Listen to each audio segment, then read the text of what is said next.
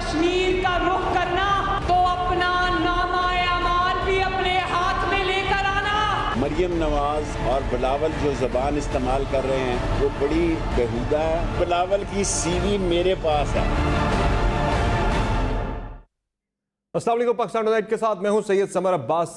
मरियम नवाज की आज़ाद कश्मीर के अंदर इलेक्शन कैंपेन के सिलसिले में उनके जलसों का सिलसिला जारी है। आज उन्होंने हटिया बाला में जलसा किया आज़ाद कश्मीर के प्राइम मिनिस्टर के हल्के में, और वहाँ से भी बजाय इसके कि आज़ाद कश्मीर की नून लीग की 5 साल हुकूमत की कारकर्दगी बयान करती हैं और आगे के लिए क्या प्लान है वो एक्सप्लेन करती हैं, ज़्यादा उनका फोकस आज भी पाकिस्तान की पॉलिटिक्स पर ही रहा। प्राइम मिनिस्टर इमरान खान को निशाना वहाँ से फिर बनाया गया, और जो लहजा है मरियम नवाज साहिबा का और बिलावल भुट्टो जरदारी का रहा आज़ाद कश्मीर के अंदर, उस पर वफाकी हुकूमत के अंदर काफ़ी ज़्यादा बेचैनी पाई जाती है और इसे सख्त यहाँ से तनकीद का निशाना बनाया जा रहा है वफाकी वज़रा की तरफ से। पर्टिकुलरली जो हुकूमत के तर्जुमान हैं वो इस पर काफ़ी स्ट्रॉन्गली रिएक्ट कर रहे हैं। शेख रशीद साहब तक बोल पड़े हैं। सारे जो लहजा है वहाँ पे PMLN की और पीपल्स पार्टी की क़यादत का, उस पर अब हुकूमत किस तरह का जवाब देगी ये प्राइम मिनिस्टर के आज़ाद कश्मीर के दौरे में ही पता लगेगा। बहरहाल जो तर्जुमान है वो काफ़ी ज़्यादा गम गुस्से का इज़हार कर रहे हैं। इसके साथ साथ नाज़रीन, अब बिलावल भुट्टो जरदारी के दौरा अमरीका की वजह से पीपल्स पार्टी आसिफा भुट्टो जरदारी को आज़ाद कश्मीर के इंतखाबी मैदान में उतारने की तैयारी कर रही है।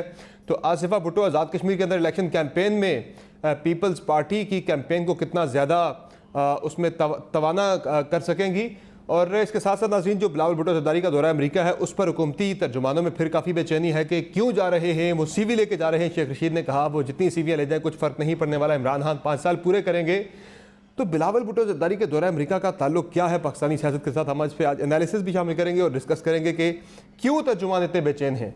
और इसके साथ साथ नाज़रीन हम बात करेंगे कि जो अहम शख्सियात की के साथ जो इजाफी सिक्योरिटी थी वो वापस लेने का जो फैसला था प्राइम मिनिस्टर का, उस पर अमल दरामद शुरू हो चुका है। वज़रा के साथ से 5 जो पुलिस एहलकार थे सिक्योरिटी पर तैनात, उनमें से 3 को वापस ले लिया गया है। तहम कुछ ऐसी सियासी शख्सियात भी हैं जिनकी ज़िंदगियों को ख़तरा लाहक है, जिसमें अवामी नेशनल पार्टी की क़यादत की हम बात करें तो ANP के कई रहनुमा जो हैं वो टारगेट हो चुके हैं दहशतगर्दों की तरफ से, और अब भी ANP की क़यादत की तरफ से सख्त रद्द-ए-अमल का इजहार किया गया है कि ये गलत हो रहा है, इंतकामी उनके साथ सियासत हो रही है, उनकी ज़िंदगियों को ख़तरा है, लेकिन सिक्योरिटी विड्रॉ कर ली गई है। तो प्राइम मिनिस्टर को और वजारत दाखिला को देखना चाहिए कि इजाफी सिक्योरिटी और जो ज़रूरी सिक्योरिटी है इसके दरमियान जो फ़र्क है उसे महसूस करना चाहिए। और हम अफगानिस्तान की सूरत हाल पर भी आज के प्रोग्राम में बात करेंगे।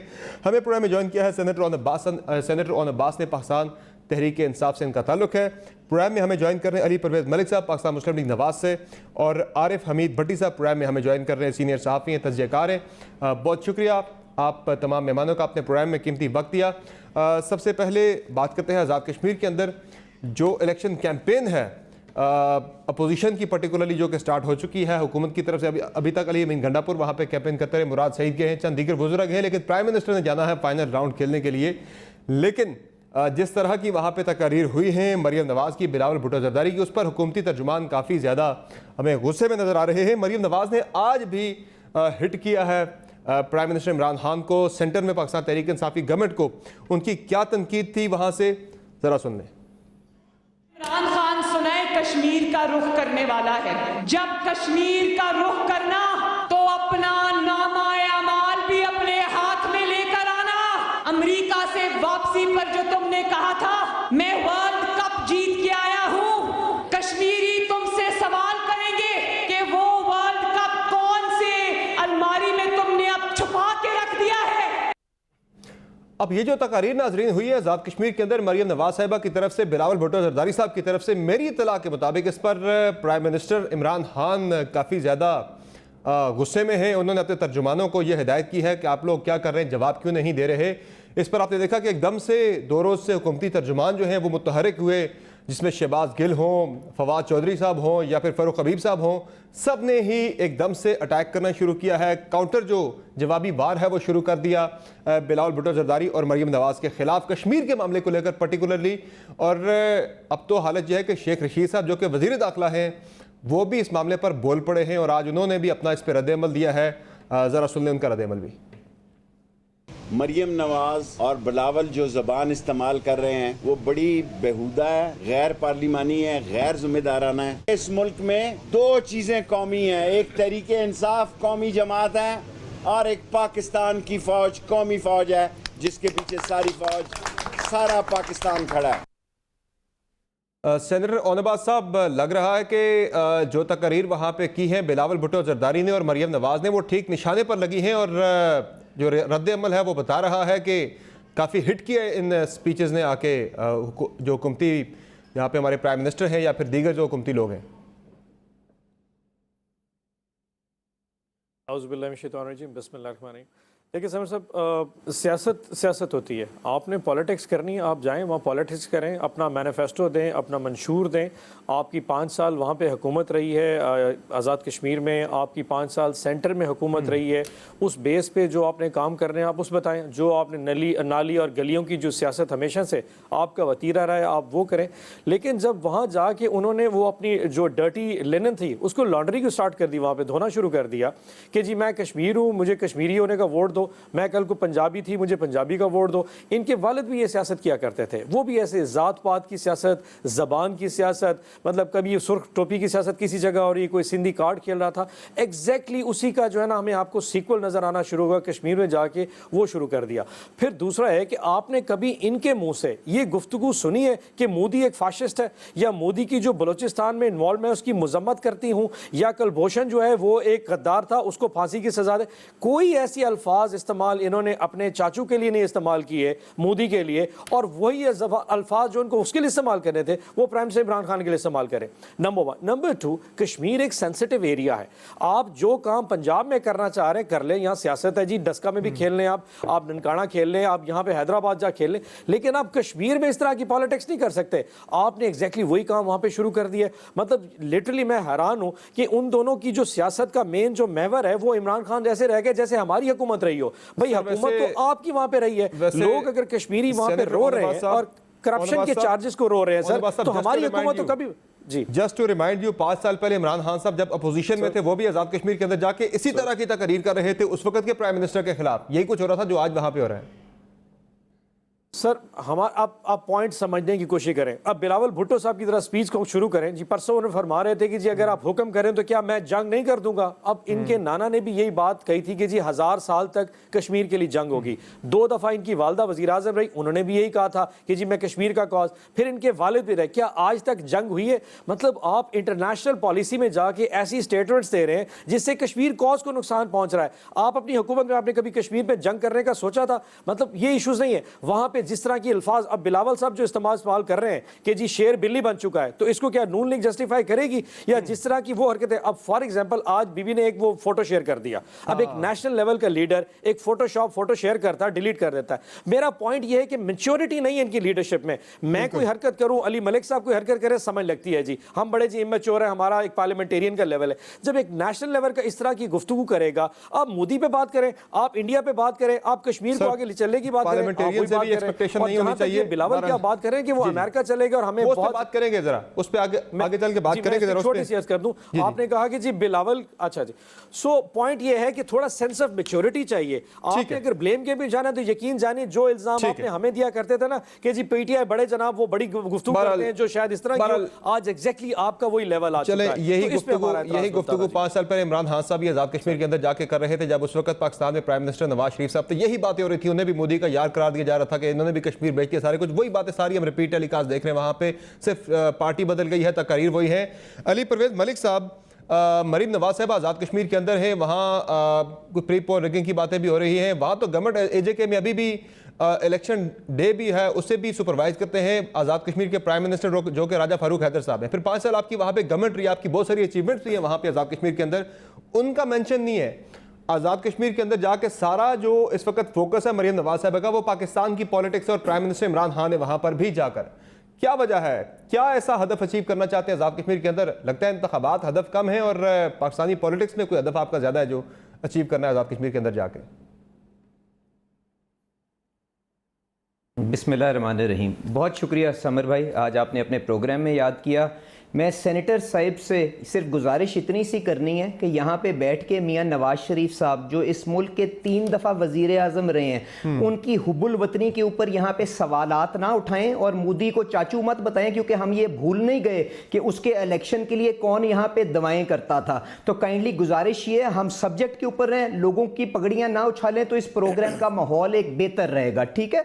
और जहाँ तक जो शेख रशीद साहब ने बात की और सेनेटर साहब ने यहाँ पे की कि बेहूदगी का कल्चर पाकिस्तान की सियासत के अंदर कौन लेके आया है, मैं आपसे गुजारिश करूंगा कि इमरान खान साहब जब कंटेनर पे खड़े हुए थे ना, उस वक्त के इलेक्टेड प्राइम मिनिस्टर के लिए वो क्या जबान इस्तेमाल करते थे, अपनी स्क्रीन के ऊपर एक साइड के ऊपर वो चलाएं और आज मरियम साहिबा ने जो गुफ्तगू की है दूसरी साइड पर वो चलाएं और अपने व्यूअर्स को ये फैसला करने दें कि इस मुल्क के अंदर बेहुदा गुफ्तगू किसको कहते थे और कौन ये कल्चर यहां पे लेके आया। तो मैं इस बात को यहां पे खत्म करना चाहता हूं और उम्मीद रखूंगा सेनेटर साहब अब सब्जेक्ट पे रहेंगे ताकि हम एक मुहज़्ज़ब तरीके से इस बात को आगे लेके चल सकें। अब जो आजाद जम्मू कश्मीर के इलेक्शन का मामला है, गुजारिश इतनी सी है, वहां पे हर पार्टी के पास राइट है कि वो वहां पे जाके कंटेस्ट करे, लोगों को अपनी तरफ कायल करने की कोशिश करे।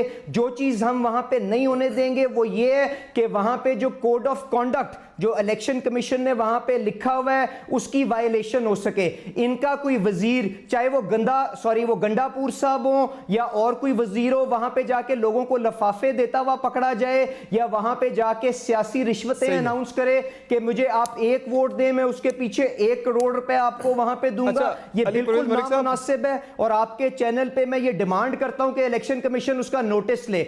दूसरी बात ये है कि जो हम वहां पे दूसरा काम नहीं होने देंगे वो ये है कि ये वहां पे एक दफा फिर वोट चोरी की कोशिश करें जो इन्होंने डस्का के अंदर करने की कोशिश की थी। तो एज लॉन्ग एज ये इन चीजों को वायलेट नहीं करते, हमारी तरफ से ये जो मर्जी कैंपेन करें, हम अपनी लीडरशिप के मुताबिक, अपने मिजाज के मुताबिक वहां पे कैंपेन को आगे लेके चलाना चाहते हैं। मरियम साहिबा ने जो बात की, सबर भाई मैं आ गया उसके ऊपर, मुझे सिर्फ एक बात बता दें, ये आज कुछ खबरें भी चली हैं कि इमरान खान साहब जब आए तो अपना नामाए माल वहां पे लेके आए, ठीक है।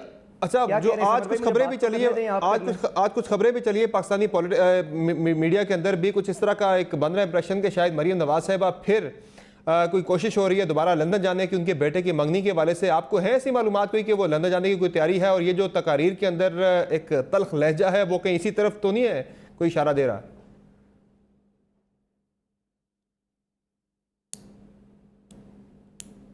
जी अली परवेज साहब।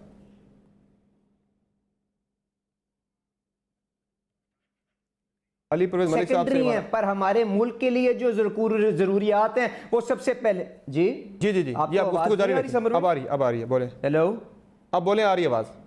अच्छा, मैं आपसे ये बात कर रहा हूं कि मुझे इस बारे में बिल्कुल मालूम नहीं है कि वो लंदन जाना चाहती हैं कि नहीं जाना चाहती, पर सिर्फ मुझे जिस चीज का मालूम है वो ये है कि जब भी पाकिस्तान मुस्लिम लीग नवाज अपने इलेक्शन की फील्ड में निकलती है तो इस किस्म की खबरें जान के लीक की जाती हैं ताकि लोगों के ज़हन के अंदर डाउट्स क्रिएट किए जा सकें। हम यहीं पे मौजूद हैं, हमारी कैंपेन को लीड कर रही हैं। और ठीक है, राब्ता दोबारा से हमारा मुनक़ता हो गया। अली परवेज मलिक साहब से उनकी तरफ दोबारा जाएंगे, उनसे राब्ता करेंगे, मजीद उनसे बातचीत करेंगे।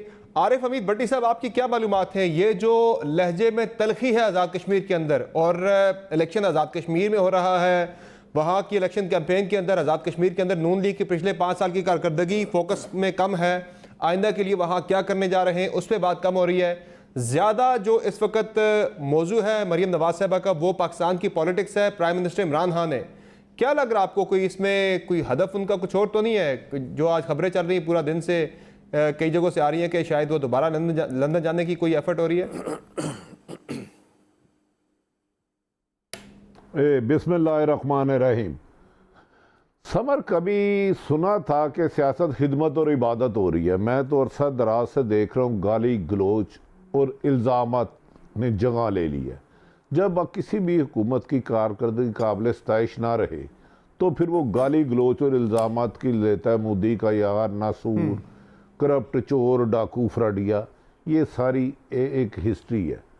रह गई बात के जो मुझे मोहतरमा मरियम नवाज साहबा नहायत काबिल एहतराम है। मैं उनकी एक तकरीर सुन रहा था, उन्होंने कहा मैं पाकिस्तान से आई हूँ, उन्हें ये शायद नहीं पता मेरी बहन को कि वो भी पाकिस्तान है। और कश्मीर का सौदा कर दिया गया। मेरा ख्याल है एक नेशनल लीडर जिनके वालिद 3 दफ़ा वज़ीर आज़म रहे हों, ये बहुत सख्त लफ्ज़ है। कश्मीर का सौदा कौन करेगा, हुकूमत या खुदा न खास्ता फ़ौज?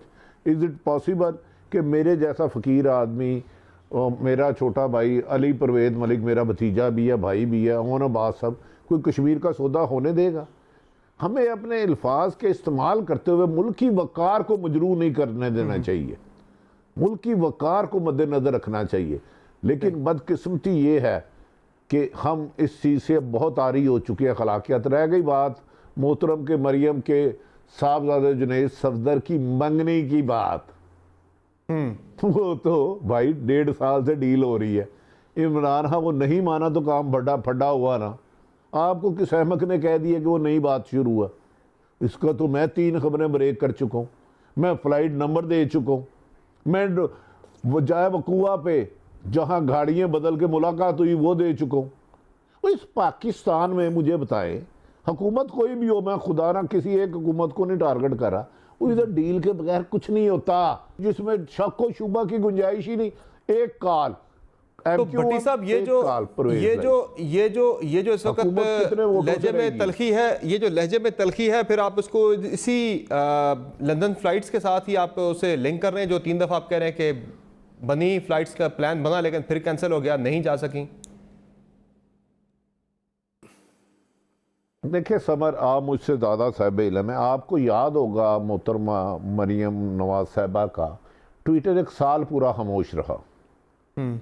आप थोड़ा सा मेमोरी पे ज़रा जोर दे, ना इजी पैसे पे लोड कम हुआ, ना उन दिनों में व्हाट्सएप पे कॉल महंगी थी, बयान हो सकता था। उन दिनों में उनकी मुलाकातें भी ज़्यादा रहती थी। जब उनका इजी लोड कायम हुआ, उस वक़्त जुनैद सफदर के लिए बच्ची देखी जा रही थी जिससे उसका रिश्ता किया जाएगा। मुझे उनका भी पता कहाँ रिश्ता किया जा रहा है, लेकिन बहरहाल ये तो उनकी फैमिली, अल्लाह ताला बच्चों के नसीब अच्छे करे। तो भाई वो डील हो गई। अब बदकिस्मती या ताकतवर हल्के भी भेजना चाहते थे, सही है, नवाज शरीफ चले गए, वो प्लेडर नीचे, वो ऊपर, वो नीचे। इतनी लिफ्ट गंगाराम मसब्तल की नीचे ऊपर नहीं गई जितने प्लेडर्स नीचे ऊपर गए। अनबिलीवेबल है। उसमें 10-11 डॉक्टर थे, 11 में से एक को भी नहीं पता था बीमारी क्या है। और ये मैंने खुद सबके इंटरव्यू किए, अगर कहेंगे तो उनका न दे दूंगा।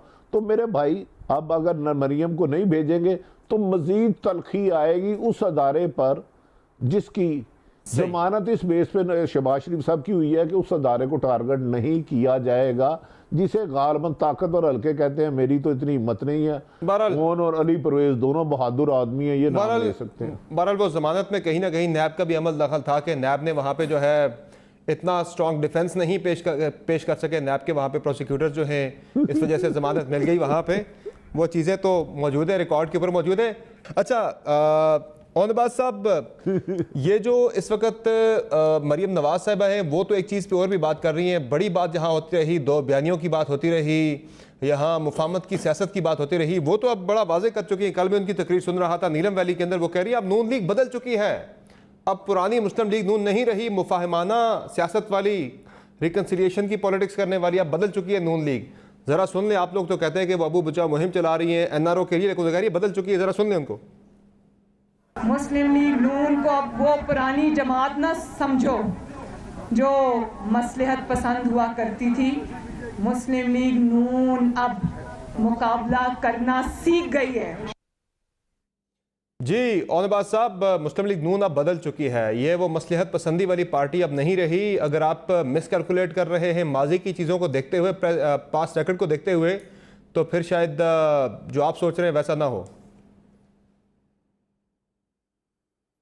सर, ये जो गुफ्तार के गाजी होते हैं ना सर, इनकी गुफ्तगू के पैराए तब्दील होते रहते हैं। अभी रिकन्सिलिएशन की ये जो बात कर रहे हैं, अभी से कुछ अर्सा पहले जब ये PDM की मीटिंग हुई थी, इवन की नेशनल सिक्योरिटी काउंसिल की मीटिंग है, उसमें मरियम बीबी इनवाइटेड नहीं थी। उसमें रिकन्सिलिएशन जो मोड है नून लीग का, वो इनवाइटेड था। अब यानी कि इस्लामाबाद में रिकन्सिलेशन होनी है और कश्मीर में मज़ामत होनी है। जो पंजाब में जब सियालकोट में इलेक्शन होगा तो वहाँ पे मज़ामत होगी, जो इस्लामाबाद में जब कभी सेटलमेंट हुई है या किसी ने बाहर जाना तो फिर रिकन्सिलेशन। ये इनके रंग तब्दील होते रहेंगे और आप देखेंगे जब सियासत की जो रिक्वायरमेंट होगी ये उस शेप में निकल आएंगे। आप इनकी थोड़ी सी हिस्ट्री उठा के देख लें, इनकी डिपेंडेंस हमेशा से, अगर इस एस्टैब्लिशमेंट नहीं तो इंटरनेशनल एस्टैब्लिशमेंट पे हमेशा से रही है। मैं आपको 2-3 चीज़ें याद करा दूं। जब एन पीटरसन लिखती है ना कि जब मेरी नवाज शरीफ से मुलाकात हुई तो वो कहती है कि उनको कहती है कि मैं शुरू से प्रो अमेरिकन हूं। उस मुलाकात में चौधरी निसार अली खान भी मौजूद थे, तो उसको कहती है, ये फरमाते हैं कि मैं प्रो अमेरिकन हूं, मुझे अमेरिका से मोहब्बत है।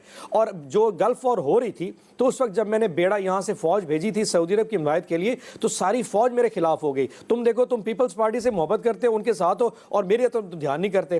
फिर साथ ही फरमाते हैं कि मुझे इतनी खुशी है, ये अल्फाज एक्चुअली कोट इन कोट कर रहा हूं, मुझे इतनी खुशी है कि तुमने जनरल कियानी को chief of the army staff Pakistan में लगा दिया है, इस वजह से फौज की रिप्यूट बेहतर होगी। इनके माइंडसेट्स देखें, वो जो एक गुलामाना माइंडसेट है ना, वो इनका शुरू से खून में रिवायत करता आ रहा है। मरियम बीबी की आज की स्टेटमेंट जो है ना, ये भी एग्जैक्टली है। ये रंग रूप तब्दील होते रहेंगे। आज सियासत में कश्मीर में तो ये मजामत होगी, अभी शहबाज शरीफ साहब कल पांव पकड़ने पे आ जाएंगे। ये हर रंग में इक्तदार के लिए लोग कुछ भी कर जाएंगे, ये कुछ भी कर सकते हैं सिवाय एहतसाब के अलावा। इन पे हर चीज है कि एहतसाब का जवाब नहीं देंगे। एग्जैक्टली मतलब बिलावल भुट्टो का अपना बयानियों, लेकिन मैं ये कहता हूं कि इन्होंने सियासत करना यही सीखा है। बुजदली की सियासत होगी उस वक्त या ये गले पड़ेंगे या पांव में चले जाएंगे, दूसरा दरमियानी रास्ता इनके पास मौजूद ही नहीं। ये नून लीग की एग्जैक्ट वो पंजाब की जो सियासत है, जो कि भट्टी साहब हमेशा फरमाते हैं कि वो जो डंडे सोटे वाली सियासत है, उस वक्त तक जब आगे डाडा न मिल जाएगा, जब आगे डाडा आएगा उस वक्त शहबाज शरीफ चाचू आ जाएंगे, जब कभी सख्ती का टाइम होगा उस वक्त भतीजी आ जाएंगे। इसके ऊपर इतनी सीरियस मेरे ख्याल होने की कि नेशनल डायलॉग में कम से कम हमें जरूरत कोई नहीं है। सही है। तो अली परवेज मलिक साहब, वाकई अब मुस्लिम लीग नून बदल चुकी है। जो मरीम नवाज साहब फरमा रही है कि अब वो मसलियत पसंदी की सियासत जो है वो दफन हो गई है, वो खत्म हो गई, तो फिर शहबाज शरीफ साहब तो पार्टी के सदर रहेंगे ना, उन्हें भी सदारत से हटा के किसी और को सदर तो नहीं ला रहे, किसी एग्रेसिव बंदे को। मैं बिल्कुल आपके सवाल पे आ जाता हूँ जी। उससे पहले मेरे बड़े भाई भट्टी साहब ने जो गुफ्तगू की वो बिल्कुल ठीक है कि हमें यहाँ पे बैठ के हुब्बुल वतनी लोगों की क्वेश्चन नहीं करनी चाहिए, पर मैं आपसे जो गुजारिश कर रहा हूँ वो हमारे खदशा क्यों हमने इमरान खान साहब की तरफ मरियम साहिबा ने जब अपनी इलेक्शन कैंपेन के अंदर क्यों इजहार किया, मैं उसकी पीछे आपको सोच बता देता हूँ। आप मुझे बता दें, जो गुलबशन यादव के यहाँ पे बैठ के पैरोकार जो हमें पता नहीं क्या क्या कुछ बताते थे, क्या क्या इल्ज़ामात उस वक्त के वजीर आजम के ऊपर लगाते थे, आज उसको राइट ऑफ अपील देने, उसका वकील बनने के लिए कौन चोरी छुपे एनआरओ लेके आया था, वो ऑर्डिनेंस लेके आया था? आप मुझे उसका जवाब दे दें। अभी कल परसों बुरहान वानी की बरसी गुजरी है, मुझे आप बता दें वजीर आजम साहब के जबान से या फॉरेन ऑफिस के अंदर कोई इवेंट हुआ जिसके अंदर बुरहान वानी साहब की जो खिदमात हैं इस कॉज के लिए, उसको किसी जगह के ऊपर एक्नॉलेज किया गया हो? मियां नवाज शरीफ साहब ने तो यूनाइटेड नेशन जनरल असेंबली में जाके नाम भी लिया, उसका बयानिया भी, उसका केस भी आगे प्लीड किया। तो ये वो चीज थी जिसकी तरफ हमने इशारा किया और मरियम साहिबा ने अपने खदशात का इजहार किया। और उसके बाद ये भी याद रखिएगा, 70 साल में जो ना हो सका वो हमने पिछले 3 साल के अंदर कश्मीर के अंदर होते हुए देखा है। अब जो सेनेटर साहब ने बात की कि जी ये अपनी जरूरत के मुताबिक रंग बदलते हैं, मैं इस बहस में जाए बगैर जो ज्यादा अफसोस का इजहार करना चाहूंगा वो इस चीज पे है कि मौसम और हालात जो मर्जी हो, जो एक चीज यहां पे तय हो गई है कि आज के जो हुक्मरान और खास तौर पे जो वजीर आजम साहब हैं वो इतने कम ज़र्फ के मालिक हैं कि जब आपके ऊपर दुश्मन भी हमला करता है तो वो अपनी कौम को लीड करने के लिए, सबको इकट्ठा करने के लिए आगे नहीं आ सकते। अभी नंदन का वाकया हुआ, कश्मीर का वाकया हुआ, गिलगित बल्तिस्तान का मामला हुआ, नेशनल सिक्योरिटी की जो अभी वर्कशॉप हुई, जो अभी कॉन्फ्रेंस हुई, उसके ऊपर बता दें वजीर आजम का आप कहां पे थे? उनको भी तो अपनी जिम्मेदारी का एहसास करना चाहिए ना, कौम को समेटने की कोशिश करनी चाहिए। उनको नजर नहीं आ रहा कि हमारे दोनों बॉर्डरों के ऊपर क्या सूरत-ए-हाल डेवलप हो रही है। अली परवेज मलिक साहब जरा मैं चाहता हूं उस पे वजाहत जरा आ जाए। अब मैं ये जो कुलभूषण वाला मामला है उस पे आईसीजे का जो फैसला है उस पे इंप्लीमेंटेशन पाकिस्तान को करनी थी बतौर जिम्मेदार रियासत, जो कुलभूषण को राइट ऑफ अपील या बाकी चीजें देनी, ये आईसीजे का फैसला आ चुका है, वो पाकिस्तान ने इंप्लीमेंट करना था। बाकी जो आपकी बुरहान मुजफ्फर वानी वाली बात है उससे मैं एग्री करता हूं कि उस पे बिल्कुल गवर्नमेंट ऑफ पाकिस्तान को उस पे कुछ उस डे पे प्राइम मिनिस्टर को ट्वीट कर देते, पैगाम दे देते, मैं एग्री करता हूं। आपसे कहा है कि चोरी छुपे चोरी छुपे ऑर्डिनेंस लाने की क्या जरूरत थी? इसका मुझे आप जवाब दे दें। चलें, आपने हुकूमत को डिफेंड करने में तो बिलीव किया, पर मुझे बता दें ऑर्डिनेंस लाने की क्या जरूरत थी? 20 दिन उसको अपनी दराज में छुपा के रखने की क्या जरूरत थी? अगर कोई इंटरनेशनल ऑब्लिगेशन थी, कोई मजबूरी थी, तो क्यों पार्लियामेंट के अंदर लाके बता नहीं सकते थे कि जी हम इस वजह से हमारी ये मजबूरी है, इस मामले को आगे लेके चलना चाहते हैं? गुजारिश ये कि जब आप इल्जाम तराशी की सियासत करेंगे तो इसी तरह का माहौल बनेगा कि वहां पे आपके ऊपर भी उंगलियां उठेंगी, क्योंकि आपने ये सारे काम पास के अंदर किए हुए हैं। अब जो आपने मरियम नवाज साहिबा की तकरीर का एक हिस्सा सुनाया और उन्होंने कहा कि पाकिस्तान मुस्लिम लीग नवाज बदल चुकी हुई है, इसकी बैकग्राउंड ये है कि जब वो बता रही थी कि अगर आपने वोट चोरी करने की कोशिश की, जिस तरह से आपने डस्का के अंदर करने की कोशिश की थी, तो भरपूर मजम्मत होगी। हम अपने वोट की हिफाजत के लिए, अपने बैलेट बॉक्स की हिफाजत के लिए विजिलेंट भी रहेंगे और वहां पे चौकस भी रहेंगे। तो ये वो पर्सपेक्टिव था जिसके अंदर वो रिमार्क दिया था। अगर आप चाहते हैं हम और किस्म की मुजम्मत या और किसी किस्म की वो मसलहत पसंदी की वो बात कर रही थी, पर्टिकुलरली मसलहत पसंदी की बात कर रही थी। मैं मसलहत पसंदी की बात कर रहा था, वो मसलहत पसंदी पे कह रही है कि अब हम मसलहत पसंदी की सियासत छोड़ दी हमने। मुझे एक ब्रेक लेनी है क्विकली, जरा एक ब्रेक लेते हैं, ब्रेक से वापस आते हैं तो आरिफ मीर भट्टी साहब से भी इस पे रंग का मौक़िफ़ लेंगे। वाक़तन अब मुस्लिम लीग नून एक नई सियासत का आगाज़ करने जा रही है जिसमें मसलहत पसंदी बिल्कुल नहीं है, और जो अहम हुकूमती शख्सियात और सियासी शख्सियात से सिक्योरिटी वापस ली जा रही है, ये फैसला बेहतर है या फिर मज़ीद ख़तरात पैदा कर सकता है उनके लिए? बातों की ब्रेक बाद हमारे साथ रहिए।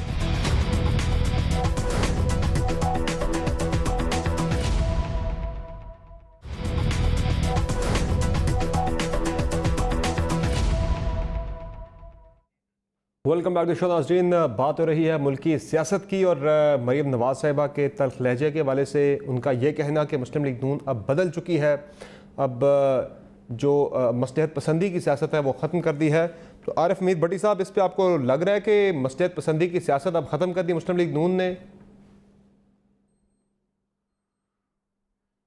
अच्छा समर, मैं क्योंकि नून लीग को बहुत अरसा दराज से जानता हूँ, मसलहत पसंदी की सियासत कहती किसको है मोहतरमा, और बदली क्या है, और आइंदा जंग उनकी होगी किसके साथ? मैं ये सोच रहा हूँ उस वक़्त से, जब से मैंने बिहार मेरी नज़रों से गुजरा है, मसलहत पसंदी का उनका मतलब क्या था और जंग किससे करनी है? क्या मसलहत पसंद पहले जो असूल और सियासत करते रहे वो गैर असूली थी, वो गैर अखलाकी थी, गैर आइनी थी, उसको चेंज करने की नौबत क्यों आई? वो अली परवेज साहब तो कह रहे हैं कि सिर्फ उनका बयान जो है ये लिमिटेड है इलेक्शन के हवाले से, इलेक्शन चोरी के हवाले से, कि पहले इलेक्शन चोरी होता था शायद उस पर खामोश हो जाते थे, अब खामोश नहीं होंगे डस्का के बाद। अली परवेज साहब कह रहे हैं वो इस कॉन्टेक्स्ट में था बयान उनका। नहीं, उसकी मैं अर्ज कर देता हूँ, अली परवेज नहायत कॉम्पिटेंट और अच्छी बातें करते हैं। 85 से लेके 70 सालों से कौन सा इलेक्शन चोरी नहीं हुआ? किस हारने वाली जमात ने उसका नतीजा कबूल किया? मुझे एक बता दें यार, मैं भी ना 31 साल हो गए, बूढ़ा हो गया हूँ, साफ़ी मैं आधा पागल हो गया हूँ, कि मेरी ख्वाहिश है मरने से पहले कोई एक हारने वाली जमात कहे इलेक्शन फेयर हुआ, कोई एक जमात। इवन के चले मादी में जो होते रहे 85 से गंद की बदबू की सियासत ज़ियाउल हक ने हमारे मुंह पर मली, उसकी वजह से गलाजत की बदबू आज तक आ रही है। साफियों में भी पैसे बांटे गए, उसमें मैं आपको कह रहा हूं कोई नहीं कहेगा, और सियासतदानों में खरीदो फरोख्त की दुकान लगी, वो गंद। उसके बाद 2 दफा पीपल्स पार्टी की हुकूमत तोड़ी गई, 2 दफा नून की तोड़ी गई। उस वक्त तो पीटीआई नहीं थी, खुदा ना खासा, मैं अल्लाह ना माफ करे पीटीआई का तर्जमान नहीं हूं, तो वो कौन सी थी? ठीक, इमरान हाँ 2008 में हुकूमत आ गई मोहतरम जरदारी साहब की, और 13 में आ गई नून लीग की। 13 में उस वक्त के सदर आसफ अली जरदारी पूरी पीपल्स पार्टी पे भारी, कहते सदर थे, सदर पाकिस्तान, मैं सदर बाजार नहीं कह रहा पिंडी का या लाहौर का, वो कह रहे थे ये आरओ के इलेक्शन है। बिल्कुल। अब मुझे बता दे कि यार ये इलेक्शन शफाफ होंगे कैसे? चंद दिन पहले वो मरियम साहब कह रही थी अगर हम हारे तो नहीं मानेंगे, सारा दस्तूर पर धरना देंगे। फैसला तो हो गया भाई, अगर वो जीते तो धांधली नहीं हुई, अगर हार गए तो धांधली हुई। इस इस्लाहात की तरफ क्यों नहीं आते?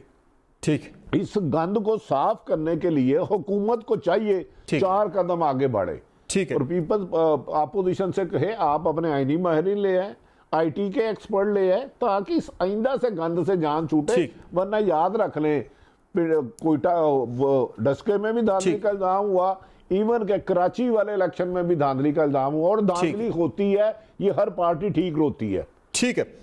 सेनेटर ओनबाज साहब, ये जो इस वक्त प्राइम मिनिस्टर ने एक फैसला किया है, ज़रा इस तरफ डिबेट को लेकर आते हैं कि जो इजाफी सिक्योरिटी है VVIPs के साथ वो विड्रॉ की जाए, यानी कम की जाए। मुकम्मल तो ज़ाहिर नहीं हटा सकते। कुछ वज़रा के साथ से प्राइम मिनिस्टर के इस फैसले के तहत जो 5 पुलिस एहलकार तैनात थे शेरी मजारी साहिबा के साथ, परवेज़ खटक साहब के साथ, वो 5 में से 3 वापस ले लिए गए हैं, 2 रह गए हैं। एक अच्छा फैसला है, लेकिन इसमें अब ये भी देखना होगा कि जिस तरह के ख़तरात फिर से मुल्क के अंदर सर उठा रहे हैं सिक्योरिटी सिचुएशन को लेकर, जिस तरह आपने देखा KP के अंदर रेगी में तालिबान के झंडे लेकर लोग आ गए थे, वहाँ नारे लगे, और इसके साथ साथ अफगानिस्तान के अंदर भी आप जो सूरत हाल देख रहे हैं वो बिगड़ रही है। ज़ाहिर है उसका फॉल आउट पाकिस्तान के अंदर आना ही आना है, अल्लाह हमें बचाए उससे। तो इस मौके पे तो सिक्योरिटी बढ़ानी चाहिए। पर्टिकुलरली ANP के जो लीडरान हैं वो शिकवा कर रहे हैं कि हमसे पूछे बगैर हमारी सिक्योरिटी हटा ली गई है। आपके सामने है, रिकॉर्ड पे मौजूद है चीज़, कितने ANP के लीडर जो हैं वो दहशतगर्दों का निशाना बन के शहीद हो चुके हैं। मैं थोड़ा सा अगर इजाज़त दें तो सिर्फ एक अली मलिक साहब का एक सवाल रह गया, तो उस पर जवाब देता जाऊँ, अगर आप इजाज़त दें तो सिर्फ। जी जी जी। उन्होंने उस वक्त ना अपनी जज्बात का इजहार किया था कि हुब्बुल वतनी का सर्टिफिकेट देने वाला, मैं मानता हूँ, मैं कौन होता हूँ किसी को सर्टिफिकेट देने वाला, और मैं कदर करता हूँ कि अपने लीडर से मोहब्बत करते हैं, क्योंकि मैं भी अपने लीडर से मोहब्बत करता हूँ। बट मैं अपने किसी प्राइम मिनिस्टर से ये तो पूछ सकता हूँ कि अगर आपके दौरे हुकूमत में कभी मोदी साहब अगर आपकी शादी पे यहाँ पे आए थे, तो कभी आपने उनके खिलाफ कोई एक स्टेटमेंट अली मलिक साहब लेके आ जाएं जिसमें मरीम नवाज शरीफ साहिबा ने या नवाज शरीफ साहब ने मोदी को फाशिस्ट कहा हो, या उसको जालिम या डिक्टेटर कहा हो, या कश्मीर के जुल्म के हवाले या बलोचिस्तान में उनकी इन्वॉल्वमेंट के हवाले से कभी कंडेम किया हो, एक स्टेटमेंट कभी लेके आ जाएं, नहीं मिलेगी आपको। अब मैं आगे चलता हूं। VIP कल्चर और सिक्योरिटी, ये दोनों ऐसी चीजें हैं जो कि हमारी अशराफिया ने हमेशा मिक्स एंड मैच किया। बिल्कुल। वो कहते हैं जी हमें सिक्योरिटी दे दें, और सिक्योरिटी के नाम पे 2-2 डाले, अब हर डाले में 4-4 बंदे। असल में होता था VIP प्रोटोकॉल, क्योंकि जो हुकूमत में आता है जी उसको सबसे बड़ा मजा यही नजर आता है कि जब मेरी झंडे वाली गाड़ी जाए, एक डाला आगे एक डाला पीछे, 8 बंदे जनाब पुलिस वाले आगे पीछे दरवाजा खोल रहे हो, तो दुनिया पे बड़ी दहशत पड़ती है। हमारा कल्चर ऐसे क्रिएट कर दिया गया है, खास तौर पे पंजाब में। यहाँ पे तो सर आप भी तो सिक्योरिटी कर रहे हैं ना, यहाँ पे मेरा भी एतराज इसी चीज पर है कि VIP कल्चर और जो जरूरी सिक्योरिटी है उसमें आप भी मिक्स कर रहे हैं चीजों को। आप भी VIP कल्चर की आड़ में जो जिन लोगों की सिक्योरिटी जरूरी है उसे खत्म कर रहे हैं आप वहाँ पे। ANP के लीडरान को, मियां इफ्तिखार को खतरा नहीं है क्या? आसफान जाफर वली को खतरा नहीं है? आप अपने आप को जी आप अपने आपके कॉमन पर्सन के तौर पे देखें, जब आप सड़क पे जाते हैं और कोई डाले वाला सरकारी डाला लेके सरकारी झंडे वाला आपके करीब से गुजरे और पीछे से हूटर की आवाज है कि गाड़ी साइड पे करो, कितना गुस्सा लगता है। और लिटरली मैं तो इतना गुस्से में आ जाता हूं, भाई वजह इसको ज्यादा जलती है, ये हमसे ज्यादा जल्दी जाएगा। Literally I feel so embarrassed about it, और हमारी गवर्नमेंट में खास तौर पर ज्यादा एम्बैरेस फील करता हूं। सो जब से ये डिसीजन है मैं तो बहुत खुश हूं कि ऐसा हो गया। जो बिल्कुल अच्छा फैसला है, मैं बिल्कुल इस फैसले को एप्रिशिएट करता हूं। तो अपने डाले ले आए ना, आप मेरे टैक्स पेयर के पैसे से क्यों डाले रखेंगे? सो अगर गवर्नमेंट ने फैसला किया इस तो अप्रिशिएट करना चाहिए। अब आगे सिक्योरिटी का इशू, तो आज KP की गवर्नमेंट ने कहा है कि जो लोग जिनको पर्टिकुलर सिक्योरिटी थ्रेट्स है, हमें भी पता है कि ANP के साथ इशू रहा है, शेरपाओ के साथ इशू रहा है, वहां पे अरबाब सबान के ऊपर वहां पे अटैक हुए, हमें भी पता है। जो पर्टिकुलर केसेस है वो अपना रिक्वेस्ट भेजेंगे, उसको केस टू केस बेसिस, लेकिन अक्रॉस द बोर्ड हमारे मिनिस्टर्स या कोई MNA हो वो डाले लेके फिरना शुरू कर दे मेरे पैसे से, जहां हमारे पास यहाँ पे बाहर पैसे कर्जे भरने को पैसे कोई नहीं, हम IMF से पैसे लेने जा रहे हैं, और यहाँ पे वो दौलत के अंबार लगा दे, और यहाँ पे उस्मान मिर्जा जैसे लोग जो हैं वो अंत मचाई फिर रहे हो सिर्फ इस वजह से कि पुलिस के 2 गार्ड जो है ना उसके साथ है और 4 उसके साथ है। बिल्कुल नियत अच्छी है प्राइम मिनिस्टर की, आने वाले दिनों में आने वाली चीज है कि VIP कल्चर को डिस्करेज करना चाहिए, लेकिन उसमें फिर अगेन जो जरूरी सिक्योरिटी है उसको कॉम्प्रोमाइज नहीं करना चाहिए। जिन लोगों की जान को खतरा है मैं समझता हूं नहीं कर सकते। अली परवेज मलिक साहब आपकी क्या राय है? अच्छा फैसला प्राइम मिनिस्टर का, एप्रिशिएट करते हैं इसको कि VIP कल्चर के खात्मे के लिए इकदाम उठाया, न सिर्फ फैसला किया बल्कि उस पर अमल दरामद शुरू हो चुका है आज से। जी मैं बिल्कुल उस पर आ जाता हूं, पर उससे पहले मैं एक दफ़ा फिर मोदबाना गुजारिश करूंगा सेनेटर साहब को कि लोगों की हुब्बुल वतनी के ऊपर सवालात मत उठाएं। हम वो नहीं है जिन्होंने यहाँ पे मोदी के प्राइम मिनिस्टर बनने के लिए दवाएं की थी। हमने अपनी फहम के मुताबिक, अपनी अकल के मुताबिक कश्मीर के इशू को जिस तरह से बेहतर समझा, एड्रेस करने के लिए भरपूर कोशिश की। जहां तक हमारी जिद्दोजहद और मज़ाहमत की बात है, हम आइन की बालादस्ती के लिए, अपने वोट के तहफ़्फ़ुज़ के लिए हर फोरम के ऊपर ये मज़ाहमत जारी रखेंगे।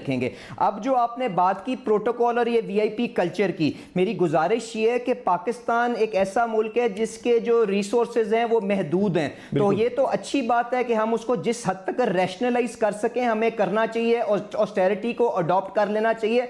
पर मेरे ख्याल से उससे जो ज्यादा जरूरी इस वक्त है ना, ये जो 55 रुपए के किलोमीटर के ऊपर अगर वसीम अकरम प्लस का सेक्रेटरी अपने दोस्तों को सैर करवाने ले जाए, शायद मैं जाती तौर पे उसको फिर भी हजम कर लूं, मगर उससे ज्यादा जो जरूरी है वो ये है कि यहां पे जो झूठ का कल्चर और जो यहां पे नालायकी का कल्चर जो पिछले 3 साल के अंदर प्रमोट हुआ है ना, उसका खात्मा करने की जरूरत है। मुझे बताएं, सिक्योरिटी के लिए बिल्कुल वजीर आजम को भी सर वो यहाँ तो खाने जाया करते थे हेलीकॉप्टर के ऊपर, जहाज के ऊपर मिलनी चाहिए। पर मैं आपसे कह रहा हूं समर भाई, मेरी बात सुन लें, अपने दिल पे हाथ रख के ये बताएं कि जब मियां नवाज शरीफ साहब 2013 में आए थे तो उस वक्त दहशतगर्दी ज्यादा थी कि आज ज्यादा थी? उस वक्त प्रोटोकॉल ज्यादा था कि आज प्रोटोकॉल ज्यादा है वसीम अकरम प्लस का? तो इस चीज का एक तो मुआवजा कर लें, और दूसरी बात ये कि जो इनकी नालायकी, क्योंकि जो वीआईपी कल्चर के खात्मे से आप 1 अरब 2 अरब बचा लेंगे, उसका मुआवजा कर लें। जो इनकी नालायकी की वजह से रिकॉर्ड खसारे, रिकॉर्ड कर्जे, record circular debt, record load shedding, उसके साथ मुआवजा कर लें तो शायद मैं इनके प्रोटोकॉल को फिर हजम कर लूं। पर ये जो इनकी नालायकी है, अब इसके लिए हम अब और नहीं बर्दाश्त कर सकते, तो उसके ऊपर भी थोड़ा सा ध्यान दें। चले बहरहाल वो एक सेपरेट इशू है, उसको सेपरेटली देखना चाहिए। लेकिन समर भाई, मलिक साहब से पूछ लें कि हेलीकॉप्टर पे जो खाना मरी जाता था वो जस्टिफाई है या नहीं है, ये प्लीज पूछिए जरूर। चले वो तो जस्टिफाइड यकीनी तौर पे वो कहेंगे नहीं है। पूछना मलिक साहब से भाई, तो आपने मुझे बताएं कि फिर ये रेफरेंस बनाना था ना, आपने ये रेफरेंस क्यों बना लिया कि जी कभी उसी सवाल पे मलिक साहब से वो जवाब बता दें, नाले में बिठा लिया, उसके बाद जब निहारी खाना बनता है उनका मरी में बैठ के हेलीकॉप्टर के ऊपर ये नहीं बनता। बावजूद छोड़ दे मलिक साहब, बाकी सारी अच्छा मुझे एक ब्रेक लेनी है, एक पीएसओ याद आ मुझे एक मुझसे ब्रेक लेनी है। जो निहारी खाने के लिए इस्लामाबाद से हेलीकॉप्टर में निहारी मंगा दे, ठंडी ना हो जाए, और उसके बाद टीवी पे आके बैठ के ये गुफ्तगू करें।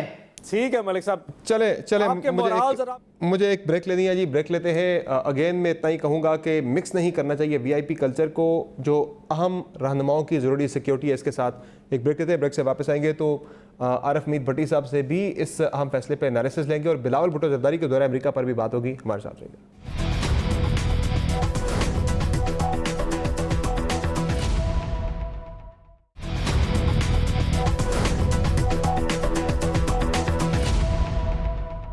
Welcome back the show. नाज़रीन, बात हो रही है वीआईपी कल्चर के खात्मे के हवाले से जो हुकूमती इक़दामात हैं। आरिफ मीर भट्टी साहब, आप इस फैसले को कैसे देख रहे हैं?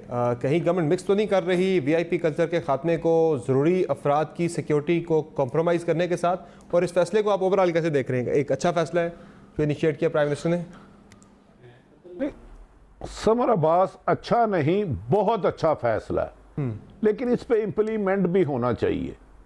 वजीर आजम काबिल एहतराम अक्सर ऐलानात तो कर देते हैं, लेकिन वो भूल जाते हैं कि इसे इम्प्लीमेंट ना करें तो खोखले नारे खिलाते हैं। आज 2 गुजरात से 3 सिपाही वापस ले लिए गए, 5 में से गवर्नर हाउस पार्क बनेगा।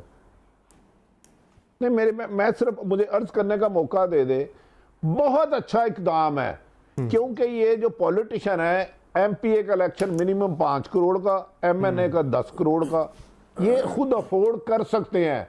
बैंक और मार्केट के बाहर बेचारा जो कांस्टेबल खड़ा होगा ना, बीमार सा होगा, हाथ लगाने से गिर जाएगा, उसके पास जो बंदूक होगी जंगलूद होगी। और इन पॉलिटिशियनों के साथ जो होते हैं वो कमांडो होंगे एलीट के, जो लिखा हुआ है कानून में, आइन में, कि वो नहीं बन सकते वहां पर।